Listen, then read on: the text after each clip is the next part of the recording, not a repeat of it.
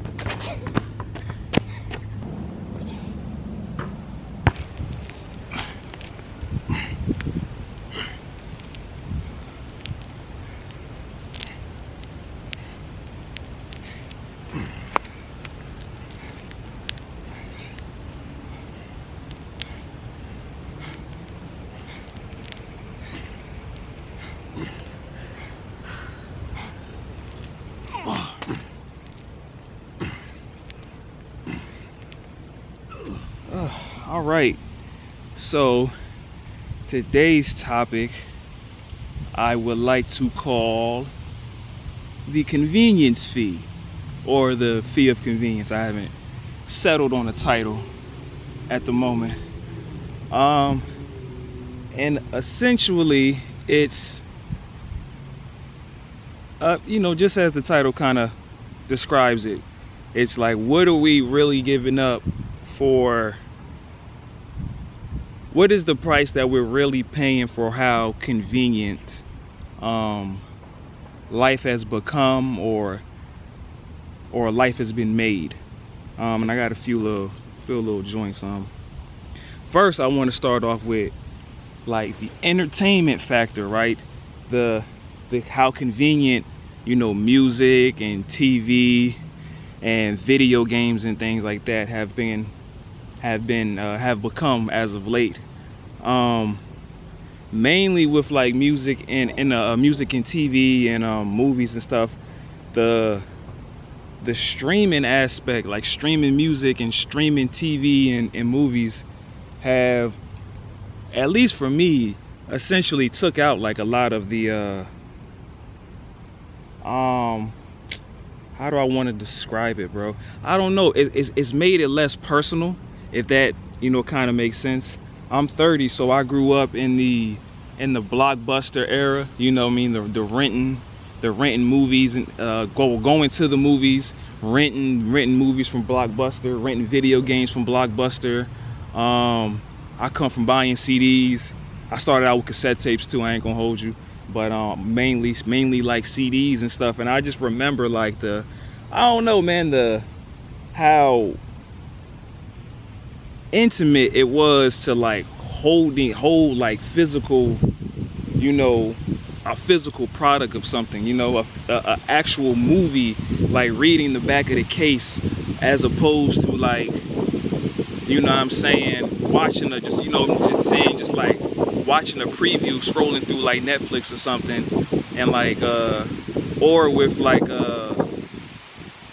you know, with having a physical CD and being able to rip the packaging open and like reading through the booklet and flipping through the pages and seeing the credits, seeing the lyrics, seeing the picture, you know what I mean, the pictures in the booklet, just seeing the attention to detail. It was reading the back of it, like seeing all of the artwork, seeing what the CD actually looked like. Man, I remember the first CD I ever bought was in 2003. It was Beg for Mercy, the G-Unit CD.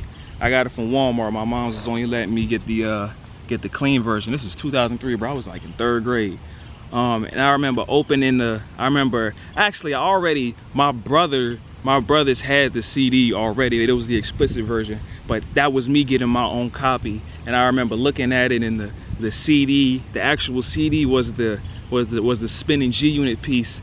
And I just thought that was like, you know, the one that Buck used to wear, man. I thought that was like the coolest thing. And then flipping through the booklet and seeing just like all of the artwork, man. They had all the guns, a whole bunch of stuff I probably wasn't supposed to be looking at, but they had like all of it. It was just cool to, you know what I'm saying, to see. And then fast forward to now, it's really just like it's really a lot less than that. And even more important is how you got to live with the music. Like, you kind of like, man, it was a process going through, which you can still do. Like, it was a process going through, like, listening to the songs and stuff, as opposed to like just streaming it, where you can just click away. A lot of people, even myself at this point, man, I don't really live with, there's not too many albums where I can live with it long enough. You know what I'm saying? It's like I'll listen to it, then I'll just pick out my favorites from them, and then like move on, just download my favorites, the ones I don't really care too much for. I don't have to listen to it because, you know, I just save the ones that I want. Like, when you have a CD, you can skip it, of course, but you're kind of more inclined to listen to it, you know what I mean, because it's a part of the actual product. Once you download it, you know what I'm saying, you can literally pick and choose which ones you want and which ones you don't want, and you never have to go back to it because you didn't download it. So I think the I don't know, man, it just takes it's something about it that just feels so impersonal about it. And I'm real big on like creativity and being big on like creators and stuff like that, and like respecting people's art and art forms and stuff. So the way we consume media at this point is just a little too, I don't know, man, it's a little too I can't think of the word that I'm looking for, man, but I think we're doing the artists, some artists, because some artists do play the streaming numbers game, but those artists that are real creators, I think we're doing them a disservice by not like really, you know what I'm saying, giving the proper respect to the art that they create, whether that's rappers or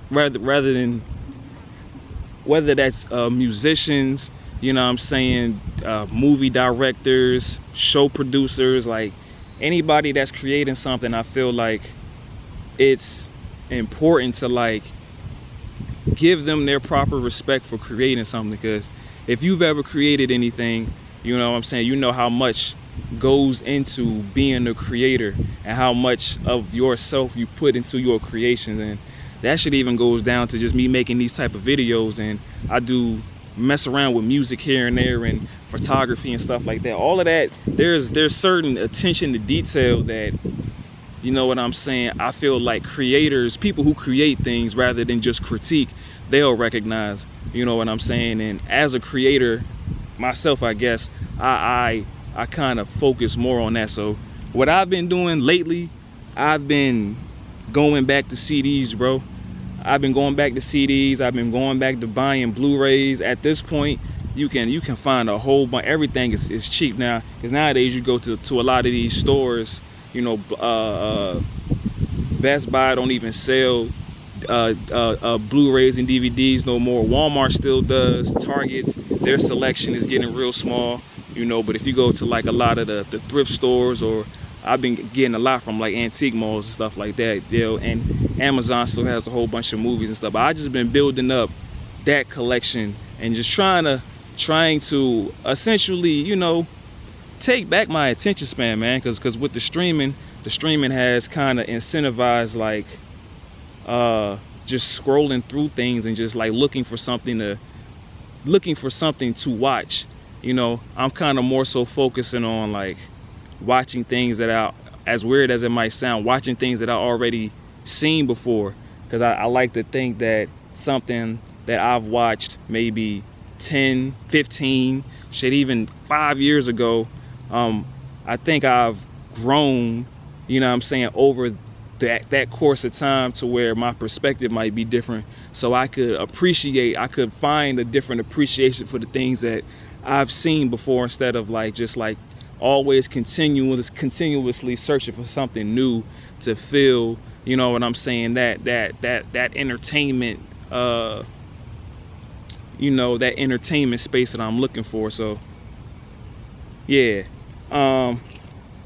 next, as we continue the convenience, I got this one from well, it's the how safety has kind of become a convenience. I got this from this book I never finished it, but I started it maybe a couple years ago. It's called The Gift of Fear by Gavin DeBecker. I think in like the beginning of it, he tells a story. I don't know whether it's true or not. I'm assuming it. I don't know. It might be true, might not be true. But he was telling this story where this woman, she was getting followed back to her apartment, and she ended up getting inside of her building, and the guy was still following her. And then she got all the way to her door, and she was struggling to get in, but she ended up still getting in. And the guy is still like, kind of, I don't know if he was chasing her, but he was still following her. Like he had his motive was to get to her. And yeah, so she got in her crib, locked the door behind her, and like ran into the closet and like and started calling 911 while this guy is like banging on the door, trying to get in her apartment and stuff. And he makes it a point to, it's like she's like in real danger, like real life danger, and instead of like having something to protect herself with, she resorts to calling somebody else to come protect her, you know, i.e. calling the police. So it's like, damn, like we've gotten to a point where we you know what I'm saying, we find convenience even in our own safety, where instead of like owning a weapon to protect yourself with, you know what I'm saying, you'll hide and you'll just resort to dialing 911 for somebody to come save you. Like I just thought I thought him framing it like that was very interesting, because it's like, damn, we'll even just essentially subsidize our own safety, where it's like, yeah, because it's people who don't believe in guns and don't believe in anything like that, but they really believe in calling the police and having somebody come save you instead of saving yourself, you know. That was just real interesting to me, man. I'm really curious on kind of what people think of that, because, you know, yeah, I think that's wild, bro, to be honest. Him putting it like that, I never really thought of it like that, but that shit was kind of, it was pretty interesting nonetheless. Food, I'm on the food now, the convenience of food, how food has gotten so convenient. You know, bro, we used to have to grow our own food. We used to only be able to eat certain foods during certain, and when I say we, I just mean humans, not even me. You know, I'm 30, so I ain't too far off, but you know what I'm saying, humans used to have to grow foods. You could only eat certain foods during certain seasons, and we've gotten to a point where food has become so convenient. We can just go to a grocery store and there's already food there that we can go grab. And even crazier, we can just get food delivered to our house, which is clearly a reason why we've become so gluttonous. You know, the convenience of food has become so easy that it's really easier now to overeat and to overindulge and stuff. And it's like, you used to really have to work for your food, man. You know, you used to have to till the land. You used to have to, you know what I'm saying, work the land to grow this stuff. And even then, you only had food, you only had a certain amount. Like, bro, I can DoorDash 3, 4, 5. I could, as long as I got money, I can. I don't even need money, because I can technically overdraft, bro. I can order DoorDash literally all day long, bro. Have food just sent to me all day long, no matter the quality of the food. We've sacrificed quality of food, like we don't even know what, like, bro. It's so crazy, man. It's so crazy what, you know what I'm saying, when I started looking at it like that, and how just how crazy that is, bro. Like, I don't know, is that crazy to y'all, bro? Like, that's kind of just crazy to me, bro, how easy it just is to get food, where it's, even across the world, it's not even like that. Like, in other countries, it's not even like that. But here, like, even in this country, it's not always like that. But like, speaking for like a certain group of, you know what I'm saying, the population, where you can essentially just kind of get food anytime that you want, when I don't even know if it's even supposed to be like that, bro. Like, that's kind of crazy to me, man. Yeah, man, that's interesting. And then the last one, because I don't want to make this too long, but the last one I wanted to talk about was like how like social media and the internet has made everything kind of a little too convenient, you know, to the point where I think human connection is starting to suffer.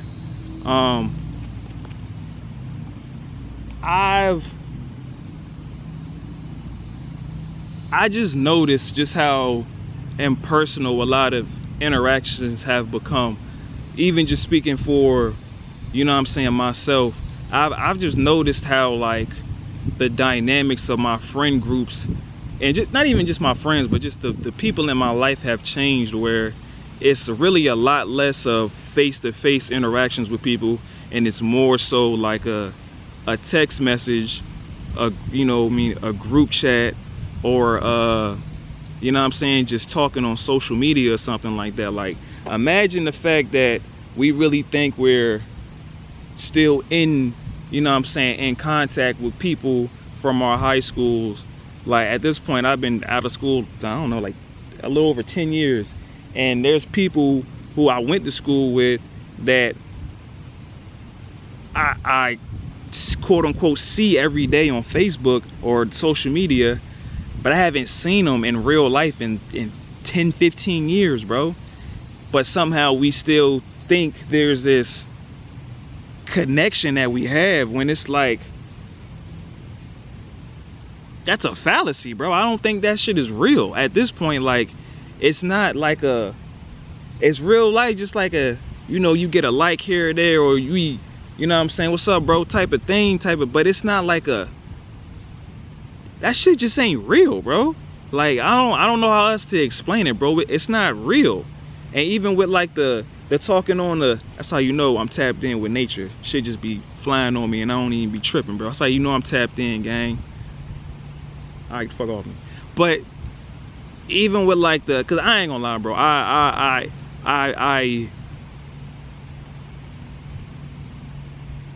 don't like being a part of group chats, bro. I don't at all.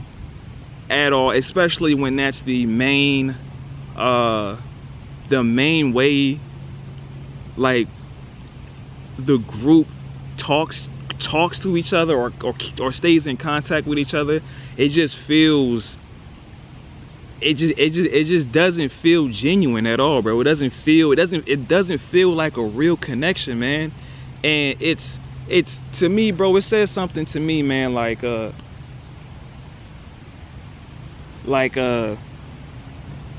I don't know, man. I don't know, bro. It's like, man, what do we not value those connections as much anymore? Like, I get there's a, you know what I mean, there's a list of things a list of priorities, you feel me? Where, you know what I'm saying, you can have your job, you can have your family, you can have yourself, you can have hobbies, you can have whatever things that's on your priority list, man. But where do friends fall in that priority list, man? And I used to kind of feel like I sounded a little crazy, or just a little like wow for saying that, like, damn. But yo, I miss that shit, bro. Like, I'm not gonna sit here in front. I'm not gonna sit here and pretend or feel embarrassed by saying that, bro. Where it's like, damn, bro. Like, I miss my homies, bro. Like, you know what I mean? Like, I miss that. I miss those face-to-face interactions, bro. This shit just don't feel real to me, bro. Like, it's weird, bro. And I've gotten so used to, like, this, you know what I'm saying, how things been going. I subsidize those human interactions with podcasts, with like YouTube videos, with like music, with like movies and TV shows. Like, those conversations, those interactions that I want to have, you know what I'm saying? That's what I'll sit and listen to get that feel. You know what I'm saying? I'll listen to a 3-hour podcast. I'll listen to a Joe Rogan podcast, a Joe Budden podcast. I'll listen to the Dr. John Deloney show. Him talking about him, you know what I'm saying, talking about people's struggles and stuff like that.